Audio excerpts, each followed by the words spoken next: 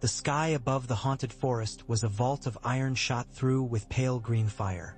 Jon Snow watched the aurora build its slow cathedral, the lights moving like breath behind glass, and felt the old cold closing in. It made a door of his ribs. He stood with Ghost at the lip of a frozen river where the ice did not speak, even when he stamped his heel. The silence meant depth and danger. It meant that whatever ran beneath would never return what it took. Tormund Giantsbane came up beside him with the creak of leather and a soft curse. "If the gods meant us to live up here forever, boy," Tormund said, beard rhymed with hoarfrost, "they would have sweetened the wind." They had found the last camp in the birches 3 days before, the fires long dead, the bones bundled in snow. A makeshift totem still stood over the drifted hearth, branches bound with a child's scarf and a scrap of mammoth hide, meant to keep bad luck out and life in. It had not worked. Jon had loosened the scarf with stiff fingers and folded it away in his furs without a word. Now the scarf rested against his heart like a small salt stone. "The wind doesn't choose," Jon said. "We do." Tormund squinted at the river, then at the looming black of the trees beyond. "I," he said, "and your folk have chosen you." "My folk," Jon repeated softly. Ghost canted his head, ears pricking to some sound Jon could not hear, then huffed and sat. The direwolf's breath steamed and blew away. Tormund's laugh was a low roll, like an old barrel on stone. "You can keep scowling at the snow till summer, Jon Snow. Won't change the truth. They've been following you since we brought you out of that cursed castle where brothers kiss knives and call it duty. You might as well let them sing what they want to sing." "They don't sing," Jon said. "The free folk did sing at night, when they believed the wind carried their voices only to friendly ears. But they had sung too much death of late, and not enough bread. I told them. You told them there'd be hunting and firewood if they stuck close to you. Winter's getting longer, not shorter. Where the herds walked, the wolves walk now and find no hooves. The bones are shallow because even the worms are cold." Tormund turned his big head. "We go south, Snow. All of us. We go because the world is squeezing and we haven't got any more room to be proud." Jon pulled his glove off and pressed his bare hand flat to the river's skin. The cold burned back into him so cleanly that for a few heartbeats he felt like a younger man, a boy on the wall, when life had been a thin line between what he owed and what he could not help wanting. "We go south and then what? The north will not welcome us because the snow has teeth. Sansa wears a crown now. Some lords will say I bring a knife in a fur cloak." "And do you?" Tormund asked, grinning. Jon smiled with half his mouth. "If I meant to take the north, Tormund, I would have taken it when I had it in my hands." Tormund rumbled, and his look softened. "That's why they chose you." They turned from the river together. The camp crouched among the drifted birches like a herd of sleeping beasts, tents of stitched hide and sailcloth, sledges pulled near to serve as windbreaks. Fires burned low. Dark shapes moved where they needed to move and hardly at all where they did not. The old women kept the little ones under layers of furs, telling them the kind of stories snow can't spoil. The old men sharpened bone and iron until the whetstones wore thin. Everyone else hauled wood, fetched water, hunted, or sat and tried to remember not to shake. Jon went first to the hut of bent saplings where the elders waited. Ghost slid ahead, his white coat a piece of the night's light. A narrow gap served as a door. A woman's voice came out of the dim before he reached it. "Come in, Crow-turned King. You shiver the air." Val sat nearest the fire, her ash-blonde hair braided with white raven feathers. She wore a coat of snowcat and a knife on her hip that had belonged to her sister, Dalla, whose son still slept warm against Gilly's breast somewhere south of the wall. Val's eyes were like winter skies, clean, ruthless, yet she had a way of speaking to the fire as if it might answer if she were clever enough. "You brought him," she told Tormund. "Good. Sit, Jon Snow. Warm your hands. No one can bear a king with blue fingers." "I am not," Jon began. "The word is only a skin to carry meat," said Eric One Ear, his big head beaded with melted snow. "What we need is fat on the bones." "We need passage," said Ragwile. a thin spear wife with a face full of old laughter and new grief. The wall has holes, and the night fort has its old dark mouth. But the Black Brothers keep their reckonings. And we need more than passage. We need a place to stop moving. A murmur traveled the hut like a small animal. Places, a dangerous word among the free folk. They had lost so many, and the rest had always been a season's bargain. Here until the rivers broke, here until the elk turned, here until the whites came shambling out of their old rumors and tore up the world. The dead are gone, someone said. They went with their Night King and his ice spear and his cold music. And winter remains, Val answered. We've cut the dead down twice in our memory. Once when we ran and once when Jon Snow held gates with fire. We do not fight them now. We fight hunger, men, and pride. Those are worse. Jon traced the cracks in the old bone cup he held. He did not remember taking it. He heard Ygritte sometimes when he was most awake. At the edge of the wind, nothing, Jon Snow, just as he remembered Maester Aemon's voice saying love is the death of duty and duty the death of love. He had lived long enough to find both sentences truer than he wanted them to be. The south means kneeling, Cydric One Eye said from the shadows near the post. He had not spoken yet. Silence had been his weapon, and now, his voice cut clean. He wore a necklace of bear claws and a patch of wolf hide sewn over the place where his left eye had turned to milk from a then spear long ago. And it means chains. You lead us to gates. Are you still a crow, Snow, or have you grown feathers somewhere else? Tormund snorted. He's got the one thing a crow never had, the sense to share. Lower your hackles, Val said, almost lazy. But Cydric's hand had already drifted toward the bone knife at his belt. Jon set the cup down, stood, and let the silence come with him. Ghost's ears went forward. I won't kneel for the North, he said. I won't ask you to kneel for it. We crossed before with fire at our backs and dead things on our heels. The wall opened for me then because the words were true, and I meant them. I'm still a brother. I never cast off my cloak. The snow did that. The Watch will hear me, or they'll hear you when your children cry. Either way, they'll open the gate. We can settle the gift, not as thralls, not as prey. As neighbors, the North can bar its doors or open them. But the land between the Wall and Winterfell has always been the Watch's charge. And what is the Watch for if not to keep the realms of men? And if the North rides to shove us back into the winter? Cydric asked, amused. If your sister sends out her iron men and green boys and tells us to turn around or bleed, then we show them what winter taught us, Ragwile said before Jon could answer. We stand, we hunt, we fight, we barter, we take no chains. If they want blood, they had better bring bowls. Jon watched their faces in the firelight. He could see how hunger had gnawed them down to the hard parts and then left them still living for spite. He could see the children who would be old by the second greening, and the old women who would not see the spring at all unless it lent itself.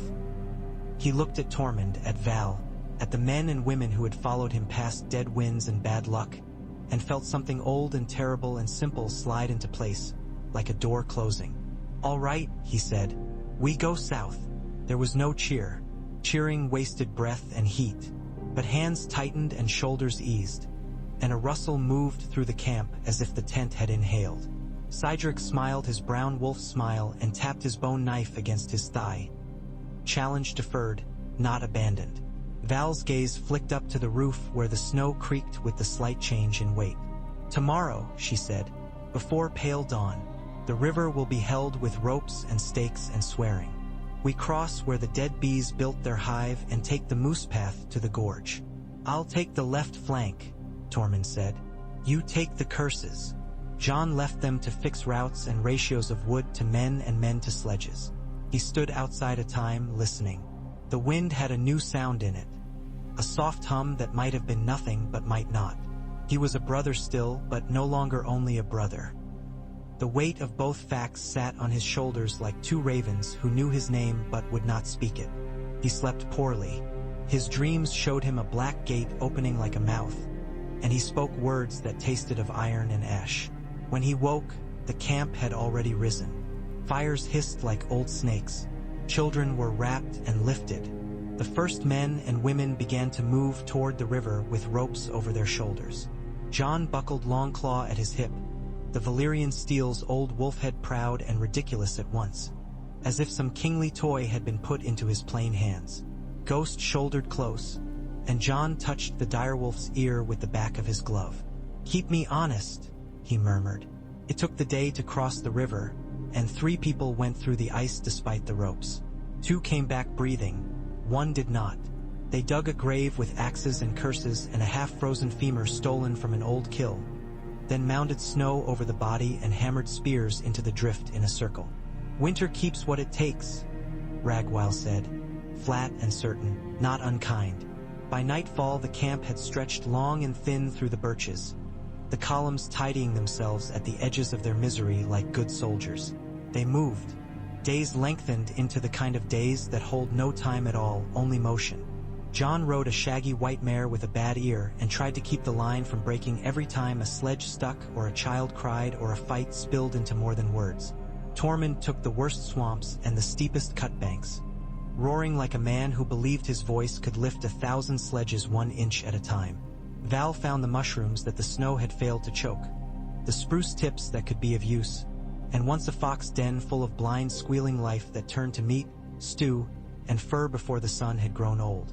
If there was a king among them, he did not ride at the front. He rode where he was needed. He spoke to the old ones in their own tongues and to the young in a language made of examples. He slept next to a dying fire and woke to a world made of gray hurts. He did not feel like any kind of king until they came within sight of the wall. Then the past rose up and the present bent to carry it. The wall lay across the horizon like a piece of night dragged down to earth and frozen there. Its face had lost some of its blue glass sheen. Where the Night King's dragon had broken it, the wound bit deep and ragged toward the sea. Jon had watched ice fall like cities once. He would never forget the sound. Now the break was a black cleft, breath steaming out of it forever, rhymed with new growth like frost on an old scar. They did not go to the breach. The gorge was safer and the night fort nearer, if you called any place near where old things slept near. The trees grew larger as they approached, even after the worst of the winter. These woods had old roots, older than old, and the air under them smelled like cool stone and secrets. The night fort sat with its mouth broken open and its teeth showing, as if it had died laughing. Jon looked at the well with its black rope of air and remembered, the same way a body remembers falling. He went down into the cold where lights fail and words become handholds. He put his palm to the weirwood face in the black gate's living stone, and it opened its mouth. It was a child's mouth and an old man's mouth. He could taste iron when he spoke. "I am the sword in the darkness," he said, and the vows came up through him like blood to a wound. When he pushed, the stone gave like thick meat. When he stepped through, he felt the world change like a coin turning. The first column came after him, and then the second. The passage breathed around them, and he felt the gate counting. He did not know how he knew it, and he did not know what the count meant. He only knew that it was old and exact. When the last woman with a child on her chest stepped into the light and the air turned back into air, Jon put his hand to the face again and whispered thank you without any sense of to whom. It did not answer. Perhaps it had gone back to sleep. Snow fell on the south side of the wall as it did on the north, but the smell of the world was different, touched with wood smoke and horses and the thin edge of a river too far away to see. Men in black cloaks were waiting, some with the look of those who had taken oaths young, and some with the look of those whose oaths had been all they'd had for so long that they had become a second skin. There were not many.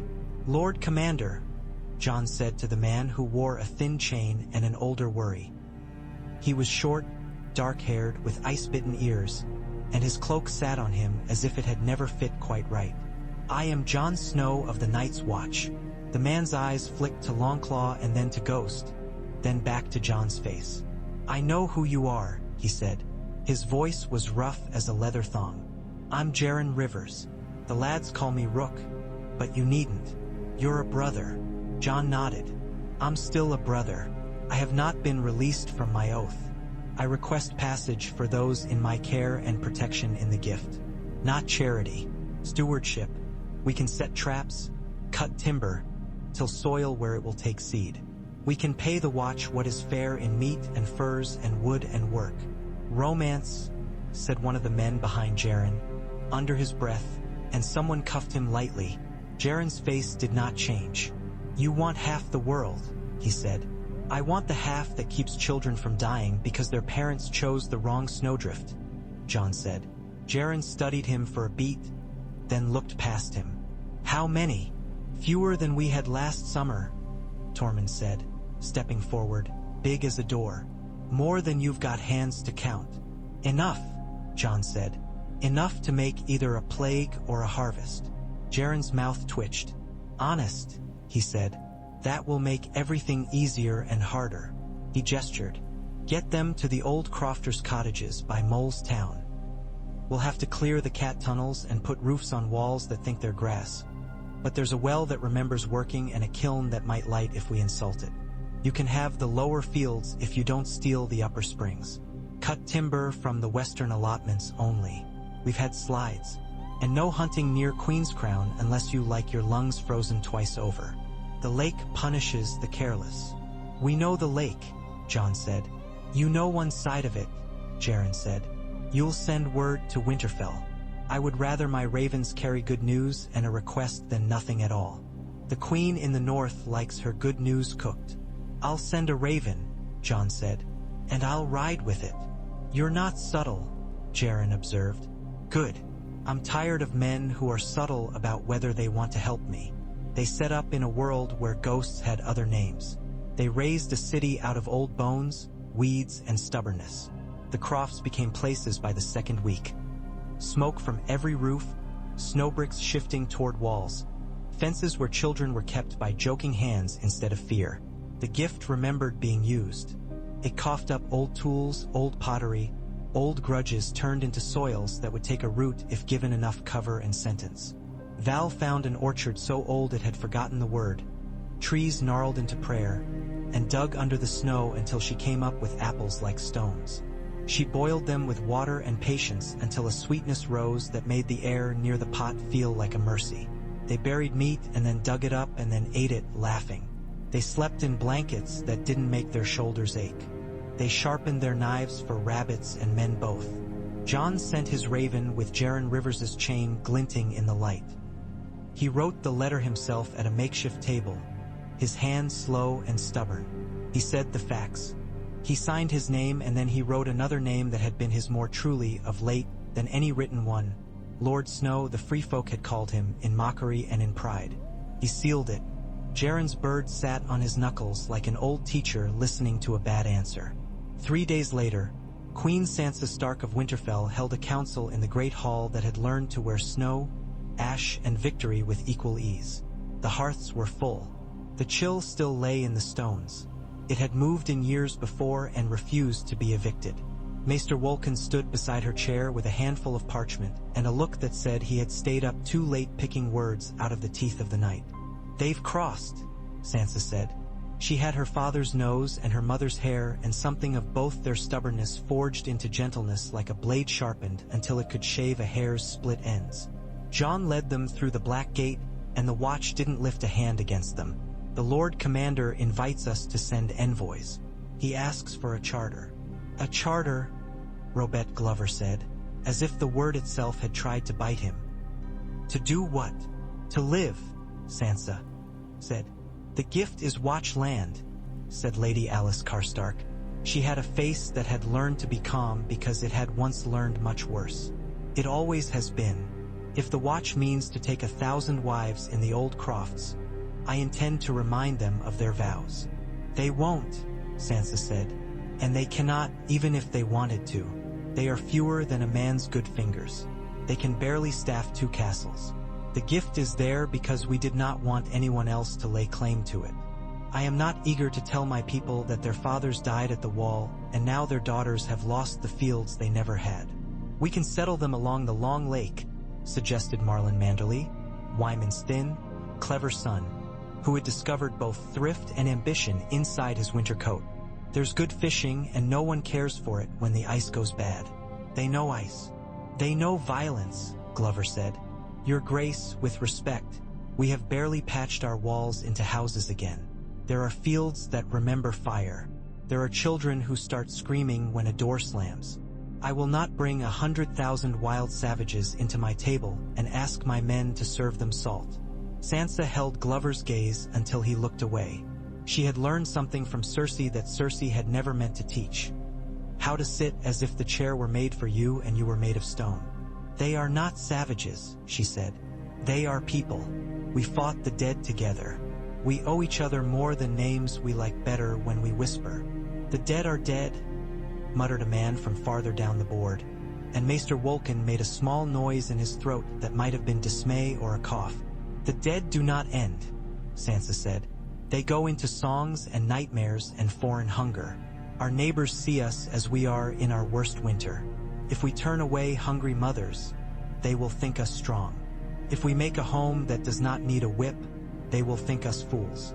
I would rather be a fool who keeps her people alive. We can set terms, Alice Karstark said. No raiding, oaths before the heart tree, a tithe to the watch, and fealty, Glover said. If they want to live under our sky, they bend the knee. No, Sansa said, and her voice came out quiet and heavy as a snowfall. They won't and they shouldn't. We want their pride more than their kneeling. Knees are easy. They can break. Pride is harder to carry and harder to steal. We can sign a charter with the Watch and with Jon himself. We can establish a free march. Land between the Wall and the Long Lake governed by the Watch and the Free Folk together, sworn to defend the North's border and to give aid in famine and flood. In return, they will have hunting rights, timber allotments, the right to trade, and the right to keep their own laws so long as those laws do not turn men into beasts. Glover blinked.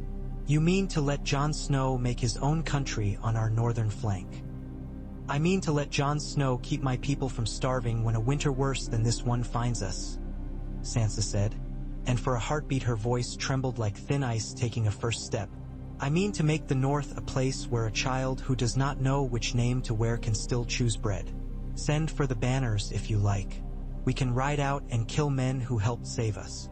Or we can write the world down while it is still possible to write it. We will need good ink. She left the table then, not abruptly but cleanly, and went to the godswood. The heart tree was as red as memory, its face old as betrayal. She pressed her palm to the bark and thought of Bran with his eyes rolled white and of Arya looking west as if the end of the world were only a door she had not learned to pick yet. Snow fell on her hair. She let it and did not move until her fingers stung and then went numb and then stung again. Jon rode to Winterfell with 2 men and a woman and Ghost. He left Tormund at the Crofts with a demand that could have been a plea or a threat, if he put it in other words. Keep them from fighting about the last of the dried meat or whose son gets to skin the first rabbit. Val went with Jon. She said it was to remind him to keep his mouth from making promises his hands couldn't keep. Jon did not argue. He had learned the value of witnesses. The road south was the kind of road that remembers armies. The first miles were sunk with ruts cut by heavy wheels and boots. The trees bent in. The sky rode with them, close enough to spit. They slept in a shepherd's hut the first night and under a rookery of crows the second. The crows talked all night like old women at a bath. In the morning Val muttered something in the old tongue and threw them a crust of hard bread, which they pretended not to care about until she looked away. They reached the lake by noon the 3rd day, and Queen's Crown rose out of the ice like an old memory with a bad back. Its tower leaned the way broken men lean. The ring of water around it where the ice had refused to take spoke of weak springs or old magic. Jon knew the hill where he had fought a woman he loved with words worse than arrows. He did not look at it long. The road went on. Winterfell's broken, patient towers rose out of the white distance like ships. He could not help the way his chest moved when the gate swallowed them and the smell of the place came up to meet him. Smoke, wet wool, dog, iron, soup. It was his home and not his home. Light fell in the yard like a good hand. He dismounted, tethered the mare, and ran a glove over Ghost's head.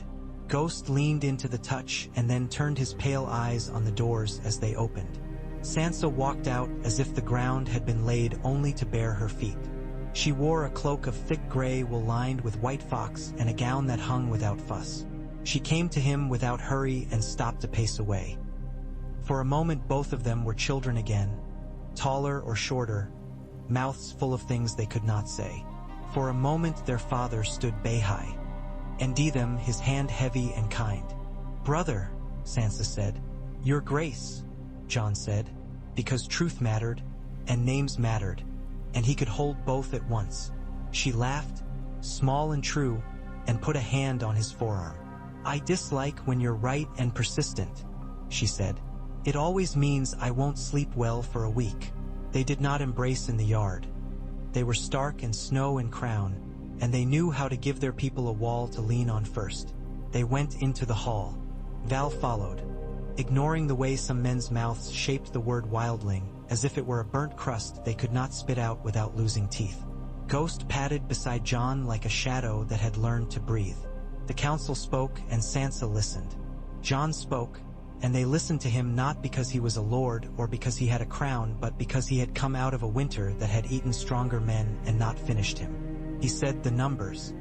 He named the fields that could take a plow first and the woods that must not be cut or the spring would flood the valley and drown sheep. He told them how Tormund meant to keep the young men busy building things they could be proud of and too tired to attack each other over. "Can you keep them from raiding?" Glover asked bluntly. "Can you keep my shepherds from finding their flocks cut in half and their daughters gone to husbands who don't know how to knock on a door?" "Yes," Jon said, and let the word sit, cold and definite. "Not because I can make them kneel, because I can make them understand that trade buys more meat than theft. Because they will die if they don't learn new tricks, and they are tired of dying the old way. And if they don't learn," Alice Karstark said, curious in a way that took nothing for granted, "then you can convene the Marches Council and drag me across your floor until I cough blood," Jon said. He did not smile. "Put it in ink. Put it under the heart tree. If my people break the peace we sign, we pay the price. With coin and then with blood." "You'll pay?" Glover said. "I'll pay," Jon answered. "You're their king, then," Marlon Manderly said, delicate, precise. "Not just their shepherd." Val's laugh spilled out of her like water from a skin slit with care. "We don't use your words the way you do," she said. "He is what we need when we need it. He tells us where the food might be, where the ice won't kill us, where the men with iron hats mean to hide their arrows. He is a story we can stand inside. And he is a man. If he breaks, we use the pieces." Sansa's mouth tightened, then smoothed. "We do the same with kings here," she said. "Only with more ceremony." They wrote the charter with ink and breath that froze in the writing house and scribed it onto vellum bought with timber and salt. Maester Wolken's hand was quick and careful. He knew that words are bridges and traps both. The Watch would hold the Free March with the Free Folk jointly. The March would obey two laws. The Watch's old law that kept men from throwing away their vows, and a new law that held every child's belly belongs to the March before a lord's vanity does. Trade with Winterfell's markets would be open. Hunting within marked bounds would be allowed. The March would tithe in meat, fur, and labor to the Watch, and in winter it would give half that much again to the North's poor if asked. Free folk would not be required to bend the knee. Men who killed in raids would be tried under the Heart Tree by a council of 12. 6 free folk and 6 Northmen, with the Lord Commander to break ties, and the Queen reserving the right to intervene only if the council broke itself to pieces. "And if the March is attacked," Sansa said. "Then we fight," Jon answered. "With you." They put their names to it. Jon Snow as protector of the Free March, Jaren Rivers as Lord Commander of the Night's Watch, Sansa Stark as Queen in the North. Ghost watched, his red eyes as sober as any witness. Val stood with her hand on the hilt of her knife as if it were a pen that could write better truths than any feather. News travels like water. It finds the low places, the cracks, the roads everyone swears they never take. It came to the Crofts as rumor first. The North has made a place for us, and then as bread, and then as riders. The first trouble arrived not from Winterfell but from men who had never loved Winterfell. A band of Sellswords out of the ruins of the Riverlands, hired by a man who dreamed he could make a province's worth of furs and meat out of human fear. They fell on a hunting party at the edge of the Molestown Pines and left one boy alive with a cut cheek and a new soul and told him to run home with his fear trailing behind him like a flag. The boy ran. The croft stood like a mouth, taking him in and then spitting him out as truth. Tormund spat on the snow and said words that made children turn and grin because swearing loses its edge if you keep it sharp on purpose. Jon called for runners. They moved without a drum. Old men picked up axes. Women with babies lifted spears and set babies down. Ghost stood with the hair along his spine up. The watch sent a dozen men in black cloaks who looked as if they had been carved out of old fence posts. Jaron Rivers shook Jon's hand like a man who has decided to share a storm. They met the Sellswords in a draw where the wind went wrong and carried sound the way a man carries a grudge. The Sellswords wore mismatched pieces of plate and boiled leather and faces that had forgotten how to stop wanting. Their captain had a gold ring on each finger and a pin on his cloak shaped like a cat's head. "Gran'l," Jaron Rast whispered at Jon's shoulder. "They call him Red Cat, mean as a cold spoon." Red Cat smiled as if someone had just done him the favor of dying suddenly. "We've come to deliver a message," he said. "The North has customs. You've broken them. We represent men of good breeding who wish to see those customs respected. You're good men in. Their warm halls can write me a letter," Jon said. I will bury with your jewelry still on your hands." Red Cat's smile deepened. "Now I know you're Jon Snow." Such a stark thing to say. "You never learned that the world always asks for apologies." "I learned that sometimes the world gets them and sometimes it gets my blade," Jon said. They fought. It was not a battle the singers would find interesting. It was a scramble through brush and snow, a sudden fur of ground rising around ankles. The last thing a man saw the inside of his own breath before an axe took his throat. Jon moved the way he knew how to move. Not prettily, not like a knight in a story, but like a hunter whose arrow had to be meat. Longclaw was a certainty in his hand. He did not think about songs. He thought about the boy with the cheek cut and how the scar would rid him of adolescence in a way that was both too quick and too late. Ghost went in when the line broke and came out painted. Tormund roared and took 3 men off their feet with one sweep of his arm, laughing as if laughter had weight and could anchor him to the living. Val's knife found her places, quiet and quick as fire and thatch. Jaron moved like a man who could not afford to waste anything, including himself. Red Cat ran when he saw the line would not hold. Jon followed him down the draw and up the other side and into a stand of stunted pines where snow hung low enough to be a wall. Red Cat turned at the last because men like him always turn when they think they can kill one man and make it a story that keeps others from trying. He had a dagger with a ridged blade, a little flourish.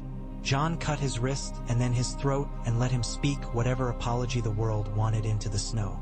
After they gathered the bodies, the free folk do not sing for enemies. They do not haul them home to bury under stones hammered by lamentation. They stripped the dead of what could keep living people warm and cut their throats again a little, just to be sure. Jaron muttered the watch's swift prayers under his breath, as if he were embarrassed to be heard being kind. "Who sent them?" Tormund asked Jon, flicking blood from his beard with his fingers and making a disapproving noise. "It's old. I don't like it." "Someone with a purse and fear," Jon said. "Both of those are large south of here." "It will come north," Val said. "It has. Let it. We'll give them a taste." The attack did more than spill blood. Spilled fear. The young men at the crofts stood straighter, their hands going to their knives when a door banged. Children woke crying. 2 families began to argue in a way that had the smell of old insult baked into new bread. Who had hoarded, who had lied, who had married whom and why, and Cydric I took it upon himself to sort the matter with his fist. Jon dragged him off the older man he was doing his best to make younger by beating. "You don't put out sparks with fur oil," Jon said. "They are my sparks," Cydric said, smiling. "I like how they smell. You'll like how the march smells after we burn it down to show the wind how brave we are," Jon said, and shoved Cydric hard enough that men turned and watched. Cydric's smile thinned. He tilted his head. He and Jon breathed the same air and refused to be the first to find it less delicious. "What do you want from me, Snow?" Cydric asked. You want me to pack away my teeth? I want you to bite the right throat, John said. And only when we must. When we must, Cydric repeated, tasting each word. And who tells us when we must? The council, Val said from behind John. She had come up as she could, like weather. 6 and 6 under the heart tree. That was the bargain. You were there. Or did the cold chew the words out of your ears? Cydric's hand touched his bone knife and then fell away. We will see, he said, and walked off, his shoulders making promises his mouth had not yet found language for. The council convened under the heart tree at the gods, which Jaren had kept alive with buckets and stubbornness. 6 free folk, 6 Northmen, and a child who had climbed up into the branches and refused to come down. Claiming her blood made her both and allowed her to sit where she wanted. No one argued with a child who had learned how to use her legs to find height. Jaren stood with the Watch's old law on a scrap of vellum and the new charter in his mouth like a coin he had learned to hold without swallowing. Sansa came from Winterfell with Glover and Alice and Marlin in her shadow, and her hair bound up so that the wind could not take a strand and make a story of it. They decided the matters that councils decide when blood is still in the snow. The dead would be burned with oil paid for by the Watch. The weapons would be trove and tallied and added to the march's muster. The children whose father had been a name on Red Cat's tongue would be given a new name that did not make them targets for the next man with a purse and fear. They decided something else, more dangerous and more ordinary. Cydric One Eye would be censured for striking a man outside the field. He would give a boar he had salted and the labor of his hands for a month to the woman whose store he had kicked in the argument, because she had lost dried apples and a jar of tallow thyme had preserved. Cydric's face did not change while they talked. He accepted the censures like a man who had eaten a mouthful of sand and decided to pretend he liked it. After, when the council broke and the fire by the heart tree burned down low, Sansa stood with Jon alone while Ghost walked the edge of the light and made the night consider its manners. I shouldn't have asked you to promise to pay, she said without looking at him. You would have promised without my asking. I needed to say it, Jon said. Else it would be a kindness and not a law. I remember a boy who used to catch snowflakes on his tongue and laugh as if the world making a gift only for him. Sansa smiled a little, the kind of smile you only show to someone who remembers the same house. I like the man better. He takes gifts and makes rooms out of them. I remember a girl who wanted songs. You got wars instead. I got both, Sansa said. You're writing me a better one. Songs don't do what we want, Jon said. They do what they do. Then we must sing stubbornly. The weeks gathered themselves like skeins gathered and twisted into rope. Snow returned, then thawed, then returned again with the spite of a broken promise. The crofts grew fences and then gates. The Free March learned to send men in pairs to hunt and to mark traps so children would not lose their legs for want of watching where they ran. Women from Molestown taught other women how to brew ale too thin to do anything but keep water from making you sick. And the free folk taught them how to make soup from bones that looked as if they could not be persuaded to give anything up. Jon watched the barter lines lengthen and the fights shorten. He watched Cydric watch him. It did not take long for other forces to bleed into the new thing they had made. A caravan came up from White Harbor with salt fish and good needles and bad knives and men whose eyes weighed women as if women had a price stamped somewhere only those men could read. They paid their taxes, bought their furs, slung their insults like bread broken into small pieces to test the dogs. Jon stood with Val and watched. Do we want them to come back? He asked. We want the bread if it doesn't come with a leash, Val said. We can break the leash. We can beat the men who try to feed us with it. The beating drains the bread. We should learn to make our own damn bread, Ragwile said behind them. I'm tired of having my mouth think it owes someone something. They did. They learned to repair the mill. The big will coughing and then catching after a half night of men and women cursing in 3 languages and throwing wood at it as if wood could make water behave.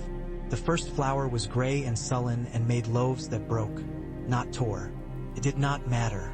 Men ate them with a look like love on their faces. Children did not know any other bread. Bread is always a promise kept, public and true. Promises make enemies. The second attack came on a day like old iron. It did not involve swords. It involved a message. Half a dozen ravens arrived at once, black knives thrown by a hand no one could see, and sat over the crofts like a bad thought. The notes were tied with blue ribbon and sealed with wax that smelled of bees. John broke one. The writing was neat as a soldier's bed. It said that Lord Serwyn required all men of disposable age in the march to present themselves for levies. A dispute with House Glover must be resolved by strength of arms, and the march stood on Serwyn land whether they liked it or knew it or not. Jaron Rivers snorted when John handed him the note. Serwyn's steward learned to write from a man who taught him to lick ink, he said. Glover can't raise a levy without letters from the Queen or the gods. If they mean to point their men at each other, they'll have the decency to invite the rest of us to watch. Or ask us to die for them, Val said. We won't, John said. And they know we won't. This is a test. Who sent it? Ragwile asked. Someone who wants us to choose a side and then punish us for choosing wrong. John folded the page. We'll send a raven to Winterfell, and one to Serwyn and one to Deepwood Motte and one to White Harbor. We will not show our teeth. Not yet. Sansa's answer came back on a slow bird that looked as if it had flown through knives. The letter was shorter than John expected. Said simply, do not levy. Do not move. Remain where you are. The crown is your shield. The crown is your spear. Trust me. He did. He said the words out loud so that the air and the people could learn them. Trust me. Trust her. He felt them settle badly in some stomachs. Trust is a huge loaf for hungry men to learn to chew. He walked among the tents until the words heard themselves and turned into something like patience. Night came late that day, and when it came thick. John went to the Godswood to breathe where he could feel that the tree had known his father's hand. He heard ghosts stir before he saw the white arrow of him ease out of the shadows. The direwolf put his head under John's hand and made a low sound in his throat that had always made John think of old bells far away. Tell me if I'm wrong, John said. Ghost breathed and said nothing. The heart tree said nothing. John let silence work on him the way lie works on old stains. Cydric One Eye stood outside the wood when John came out. He looked at the snow as if it had spoken. I like the way quiet sounds, he said. Makes me want to cut it. See what it's hiding. You're not a butcher, John said. You're a hunter. You know the difference in your bones. What if I'm tired of bones? Cydric asked. Then you eat meat, John answered. And you keep the march out of the butcher's yard. It's that or the butcher comes to us. He always does. He loves it when we invite him. They stood. Ghost moved between them, not a barrier, an audience. Cydric's one good eye was bright and tired. He had not chosen anything for a while except the kind of choices men make to keep their hands busy when their hearts won't stand still. John could see the shape inside him.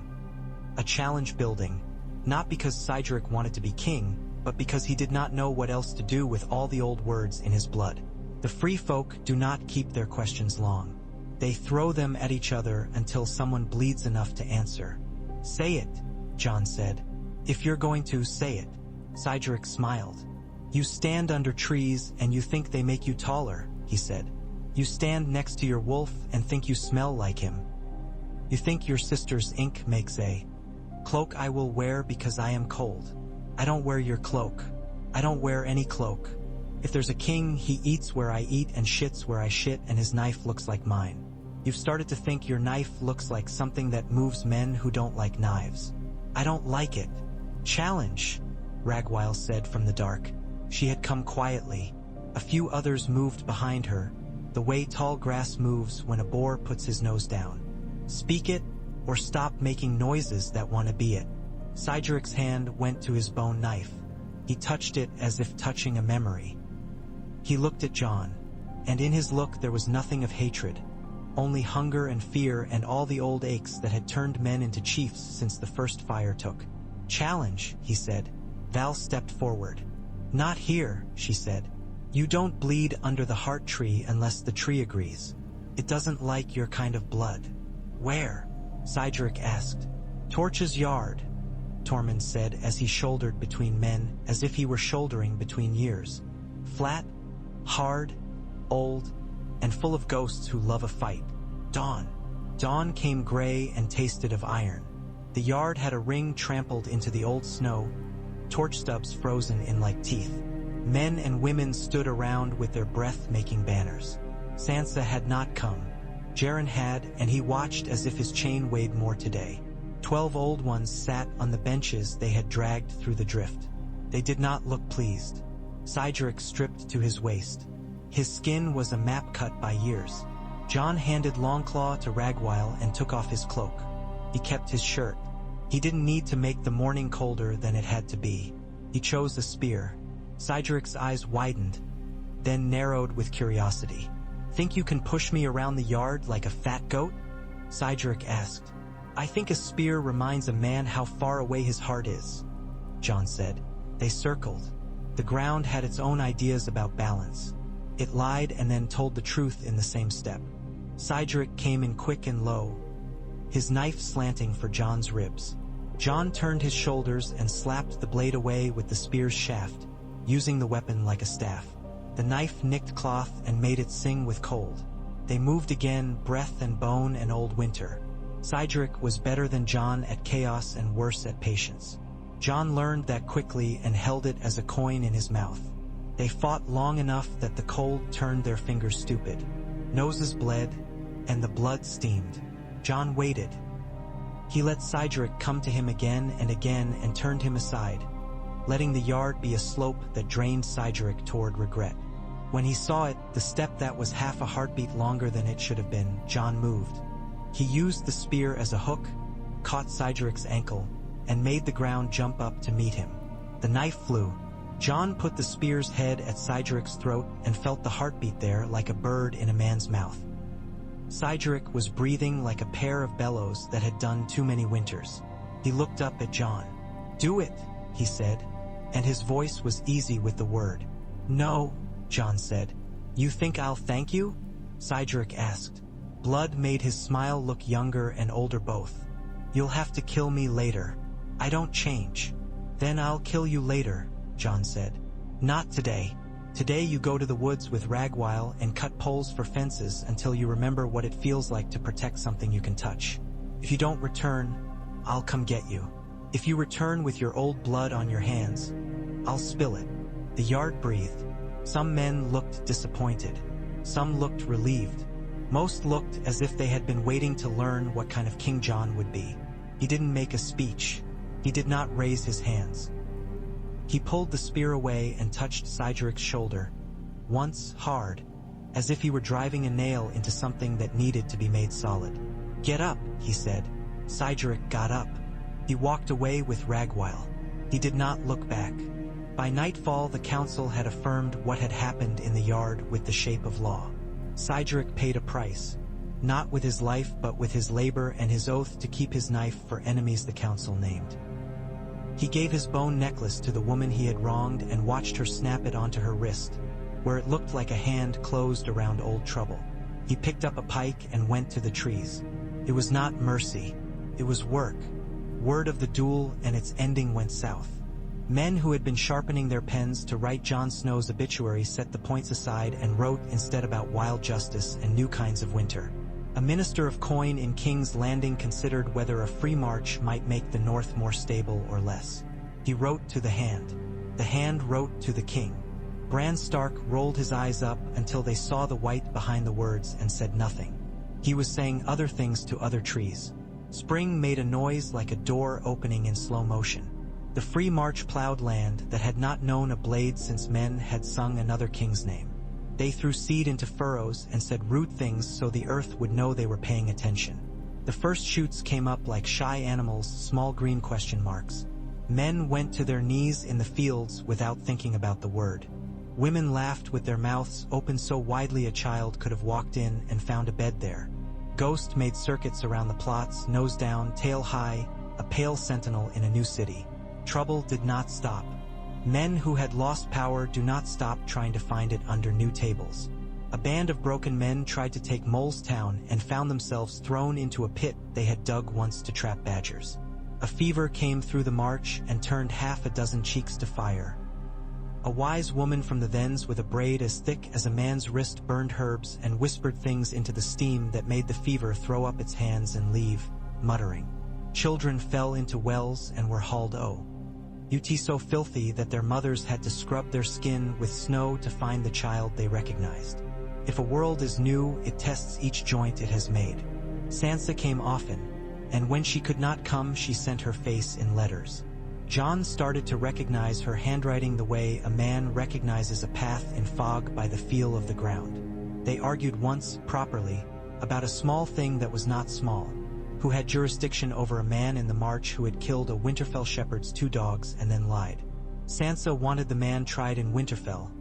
Jon wanted him tried under the heart tree with 6 and 6. They wrote each other words that bit. Jaron Rivers shook his head at the ink. You too, he said. You are the same knife with different handles. Sansa came north and stood under the heart tree and let the council try the man. He was found guilty and made to buy the shepherd new dogs, better ones, and to dig a channel that would keep the shepherd's field from flooding. Sansa looked at Jon after and lifted a brow that said, I remain unconvinced, and also you are right. Jon lifted his back at her.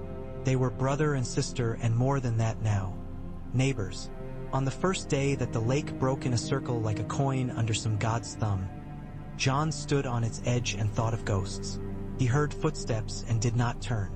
Arya is well, Sansa said behind him. She sent a shell that looks like a piece of moon and asked if we still kept the cats out of the kitchens. I told her yes, and that once they chased a lordling into the hearth. She said she was sorry she missed it. Jon smiled. Bran met me in a tree without coming here, Sansa said after a moment, as if it were a thing one could put down between them and walk around. He told me to keep ink warm. He said winter doesn't end, it pauses. He sees such a long way that I do not find comfort in it anymore. None of us were made for forever, Jon said, remembering old Nan's stories and the way she would fall asleep in the middle of a sentence as if she had decided sleep was an ending worth choosing. But the pauses can be good. We can feed them into whatever comes next. Ghost took a step onto the ice and then thought better of it. He sneezed and looked offended. Sansa laughed and then didn't.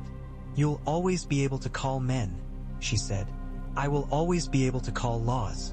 Together, it almost looks like a kingdom that deserves its name. He did not say thank you. He said, we're building something that can starve and live. He looked at the water. I don't know any other kind worth building. Summer came like a statement, not an apology. The march grew a market before anyone could declare it. People came up from the neck with baskets shaped for eels, and from the rills with hides, and from the hills with peat. They bought knives and lace and gossip. They bought safety in small cups. They sold the past for little coins and found they could live another day. Val stood on a cart one noon and told stories while she hawked jars of a jam she had made from the Nightfort's forgotten orchard. Apples and something she refused to name that made the tongue understand it was alive. Children stared at her knife and then at the gleam in her eye and learned to like both.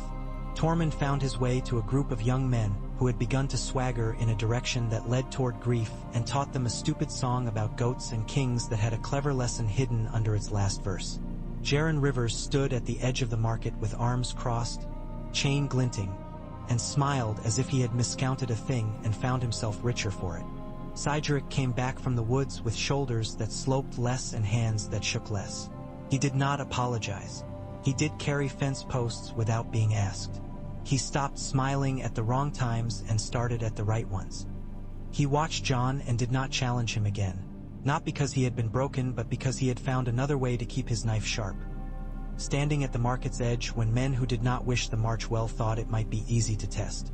Men like that have a way of believing the edges of new things are soft. Cydric's edge was not. Winter spoke again before it retreated fully. A storm came down out of the east with a mouth like a mine, eating light. It found the march where it stood and tried to move it. The people had learned something. They put up wind walls and lashed roofs and made long ropes so men would get to the privy and back again without vanishing. The storm howled and slapped and then left, bored. When the clouds tore, there were roofs where roofs had been and only one man missing, the one who had not listened when Ragwile told him the rope was not a poem but a practical thing. They found him in a drift near the mill, his eyes open, his mouth full of snow. They burned him. They did not waste words. Sansa arrived after with half her household guard and a sledge loaded with barley seed and salt. She stood with Jon under a sky that had taken its breath back and said, "We did a good thing. We did," Jon said. He did not lay claim. He did not pretend he could carry it alone.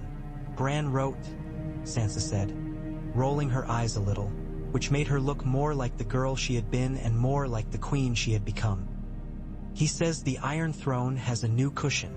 "I always thought that was what it was missing," Jon said.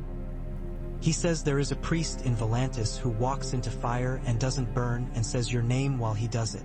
People will always find better uses for their tongues than bread," Jon said. "We can give them bread." "We can," Sansa said. She looked at him. "Do you want to come home?" "I am home," Jon answered, and it surprised him how much it did not hurt to say it. They walked the market together. People made room for them the way water makes room for rocks it has learned to love because they stay. A girl with hair as white as the underside of a birch leaf ran past with a string of bells tied around one wrist. They made a sound like summer hiding in winter's pocket. Jon felt a smile climb up inside him like something that had learned to climb for fun. Val took his arm that evening and led him up to the watchtower they had made out of the bones of an old windmill. The world lay below, a shallow sigh of smoke and light and stubborn roofs. "You could have killed him," she said. "I could have," Jon said. He knew which him she meant. "Why didn't you?" "He wasn't the right death," Jon said, and the words tasted like a thought he was still chewing. "There's a lot of wrong deaths. I don't want to spend mine on one." Val nodded. She leaned on the parapet and looked at the line of the wall. "You're a king. I'm a man," Jon said. "You're both," she said. "The second keeps the first from sucking you dry." They stood in a silence that had found a place to sit and did not need to fidget. The wind changed. It smelled like water leaving ice. It smelled like a future men would ruin and rescue and ruin again.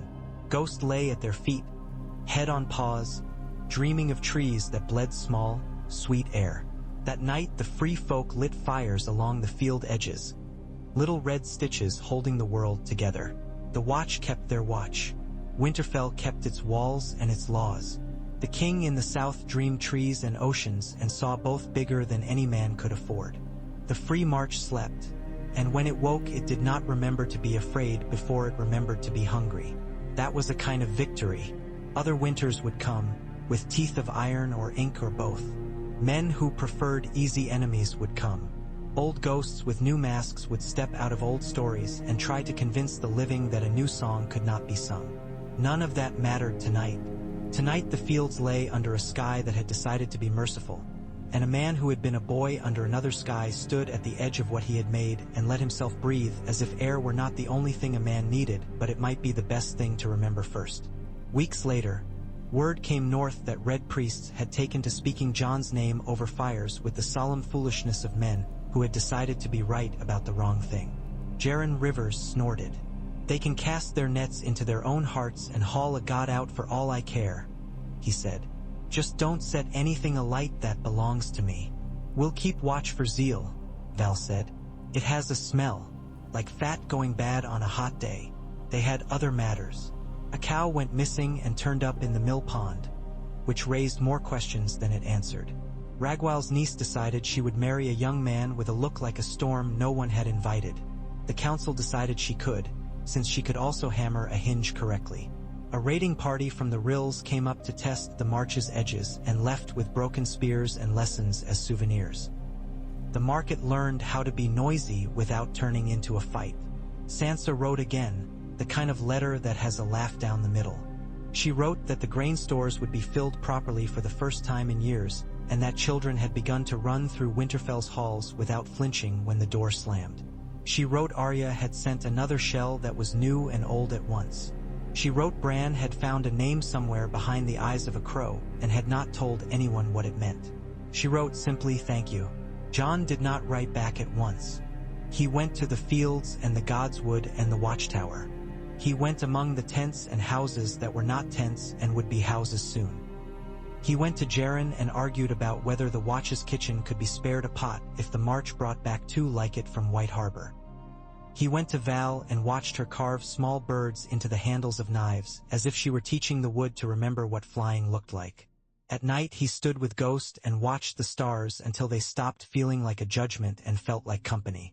He wrote to Sansa after. He wrote that he would stand where he was needed and sit where he wasn't. He wrote that he would be a wall where walls kept out fear and not bread. He wrote nothing about kings. The paper didn't need it. The first harvest did not overflow. It did not make storerooms sag. It made a table that could feed a winter without turning on its legs in the dark. They stacked wood until it made neat tight monsters against the croft walls. They salted meat until the air tasted like a sea they had never seen. They put grain in bins and children on sledges and old women by fires that would not die easily. The Free March decided to live another year. On the day that choice felt real enough to touch, they held a moot at dusk in the field outside Torch's yard. The sky had finally remembered that colors could be kind. The fire in the center of the crowd did not try to eat the stars. It only warmed hands.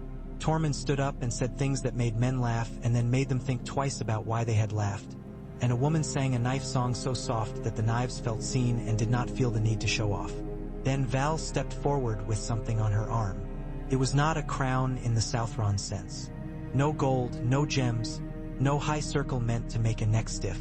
It was a band of welded bronze and bone, hammered flat and smooth and then engraved with a line of running wolves and small, hard birds. Val lifted it. She looked at Jon. "We don't bend the knee," she said.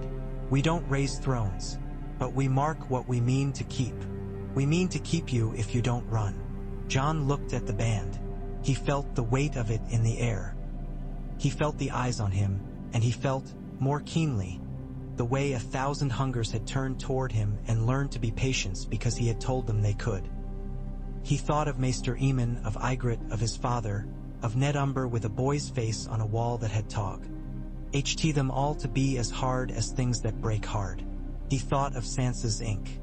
He thought of the words he had put into law so that he would not have to put them into blood as often. He held out his arm. Val buckled the band above his wrist. It fit as if it had been made for him and not. That was right. Nothing is made for a man. A man is made for a thing until he is not, and then he makes himself again. "King beyond the wall," someone shouted before the quiet could make itself a better idea. "King of the free." The words moved. They leaned. They found their places. Jon lifted his arm, not high, only enough. "I'll be what you need," he said. "I'll be a wall when you need one, a door when you need one, a spear, a hearth. I won't be a throne. Don't ask me to be a throne." They did not cheer, not loudly. They took the words in like bread. They nodded. They looked at each other and started talking about fences and tides and preserves and the way the sky smelled, because that is how free folk bless their kings, by remembering they do not need him every minute. Sansa came 3 days later, riding with a light guard and a scarf that a child had knitted badly. She saw the band on Jon's arm and smiled without showing teeth. "Well," she said, "we are old." "We are," Jon said. "Good," Sansa said. She reached out and touched the band with 2 fingers as if giving a benediction to a thing she had not asked for and now wanted to help live. "Stay." "I will," Jon said. Night settled early. Wind moved through the field and sighed as if the earth and sky had agreed to rest. Ghost stood in the doorway of Jon's hall and watched the world. The wall lay like a dark thought beyond the trees, patient and permanent as a scar. The Free March lifted bowls and drank and argued and sang. The Watch checked its parapets and counted stars. Winterfell's hearths glowed like hearts inside ribs. Somewhere far away a priest put his hands into a fire and took them out unburnt and said a name and thought he had done a right thing. The North did not hear him. It listened to something closer, the small real noises that people make when they are not dying. Jon sat with his back to the wall and his arm heavy with the band he had not wanted and had taken. He did not think of prophecy. He did not think of kings. He thought of fences and bread and wolves and women with laughter that could chase a fever from a man's bones. He thought of Sansa's letter with gravy on the corner and Jaren's chain shining oddly in the light and Tormund telling a child a story about a goat that tricked a mountain into walking. He thought of the Black Gate and the way it had opened to his old words and how they had meant more now than then. There were wars ahead.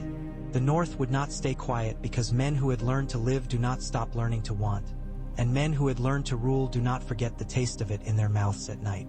The Watch would need more men than vows. The March would need more laws than knives.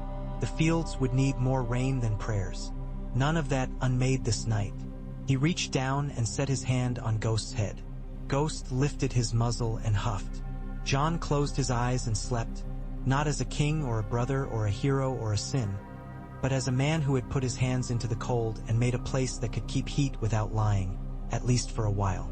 In the morning he would be all the names men wanted him to be and the one he knew. The morning would come. He would be there to see what it wanted.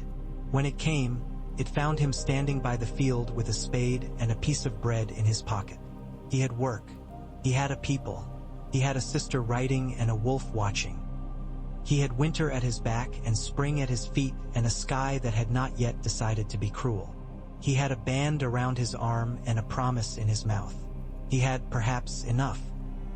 He went to work before anyone could call to him, and the sun climbed past the trees, indifferent and generous in equal measure.